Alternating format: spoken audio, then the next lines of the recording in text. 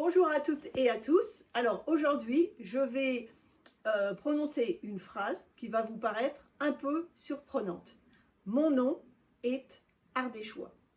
Alors pourquoi est-ce que je vais faire cette petite vidéo? Parce que en tant que grand électeur, vous allez être amené à voter et parfois la consonance d'un nom peut écarter ou au contraire favoriser votre vote.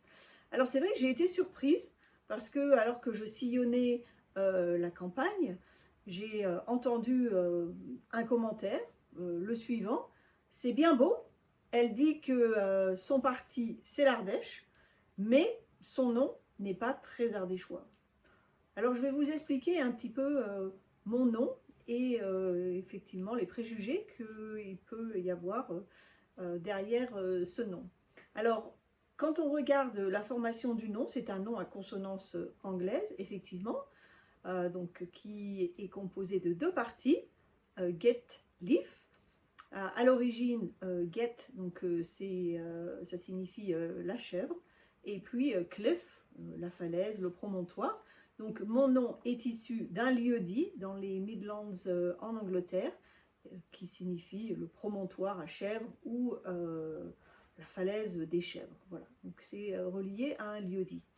Alors pour le franciser, quand mon ancêtre est arrivé dans les années 1790 en France, il a rajouté un T et puis il a rajouté aussi un F1E, ce qui fait que mon nom est parfois assez imprononçable, paraît imprononçable quand on le lit.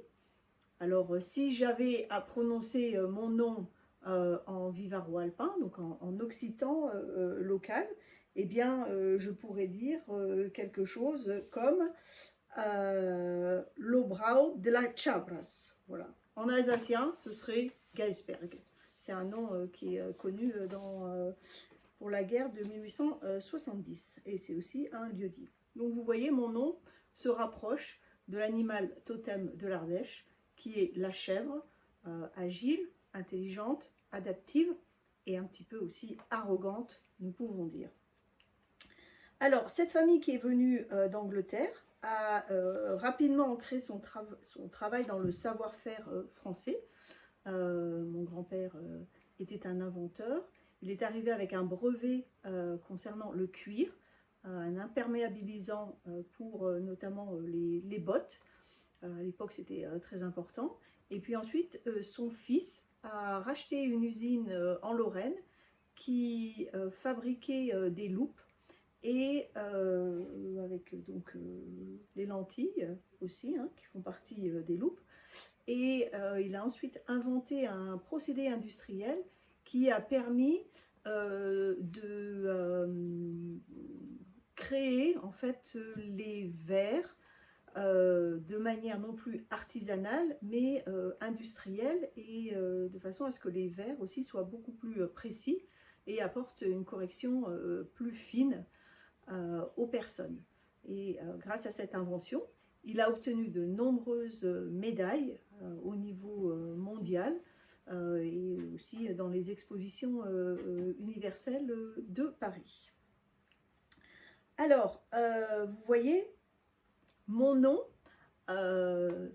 effectivement, n'a pas une consonance ardéchoise, mais qu'est-ce que c'est qu'un nom ardéchois et qu'est-ce que c'est qu'être ardéchois? Alors revenons à notre sujet.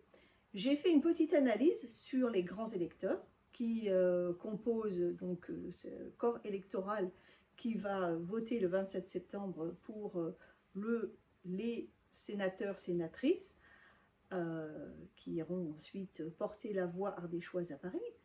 Et j'ai remarqué, en faisant cette petite analyse, que déjà sur les 1024 électeurs, eh bien, nous en avons 591 qui sont nés en Ardèche ou à proximité de l'Ardèche, de l'autre côté du Rhône ou de la montagne où se trouvait la maternité. Donc ça, c'est une chose, le lieu de naissance. On peut être ardéchois par son lieu de naissance. On peut aussi être ardéchois par son nom patronymique. Et donc là, j'ai fait une petite recherche en regardant les noms qui se trouvaient sur cette liste du corps électoral.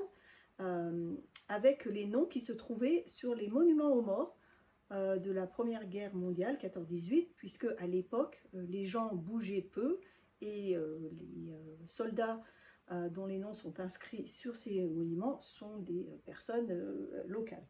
Et là, donc, il restait 380 noms patronymiques qui étaient donc nés en Ardèche et qui aussi portaient un nom ardéchois.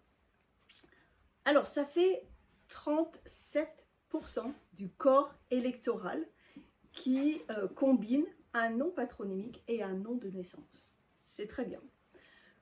Mais ça veut aussi dire qu'il y a 63% du corps électoral qui soit n'a pas de nom patronymique ardéchois, soit n'est pas né sur le territoire ardéchois. Alors, sont-ils ardéchois? Ne sont-ils pas ardéchois?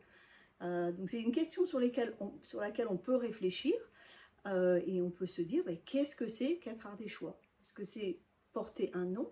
Est-ce que c'est être né quelque part? Mais on peut aussi avoir une autre réflexion en se disant que l'identité peut aussi être quelque chose qui se décide. Et donc c'est plutôt une identité revendiquée, une identité qui est choisie. Et ici, je voudrais revenir sur, pareil, une petite anecdote. Je suis allée visiter un maire d'une petite commune ardéchoise qui s'occupe de cette commune depuis de nombreuses années et à qui on dit régulièrement « et tu n'es pas du pays ». Et lui répond toujours « oui, mais ce pays, je l'ai choisi ». Et ce qui est amusant, c'est que en fait, ses grands-parents viennent du village à côté, à quelques kilomètres, sauf que ce village, il appartient en fait au département de la Loire. Donc, l'Ardèche, pour moi, c'est une terre de choix. Mon père s'y est installé il y a 50 ans, après avoir arpenté le Massif central et essayé de trouver l'endroit idéal pour élever sa famille. Donc, je revendique cette identité ardéchoise. Je revendique aussi que mon nom qui est associé à ce territoire soit ardéchois. C'est pour ça que j'ai envie de défendre ce territoire.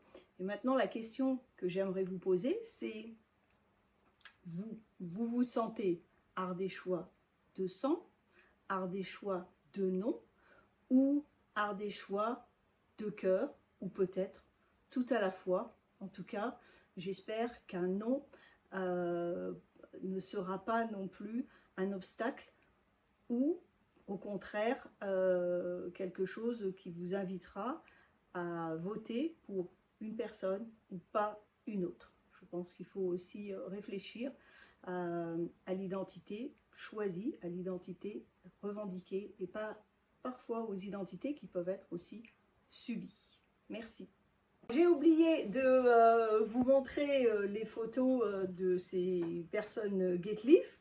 Alors déjà, j'ai un arrière-grand-père ici, Paul Getlif, qui a fait la bataille de Verdun et qui a reçu la médaille de Verdun. Je voulais vous montrer aussi, écoutez, une photo de mon père quand il a fait son service militaire à Paris et il était pompier à Paris.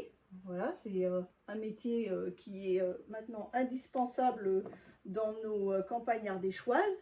Et puis la dernière personne, écoutez, c'est mon grand-père ici, donc le dernier propriétaire de cette usine de verre optique à Ligny-en-Barrois, qui ensuite a été racheté par donc la compagnie Essilor. Voilà.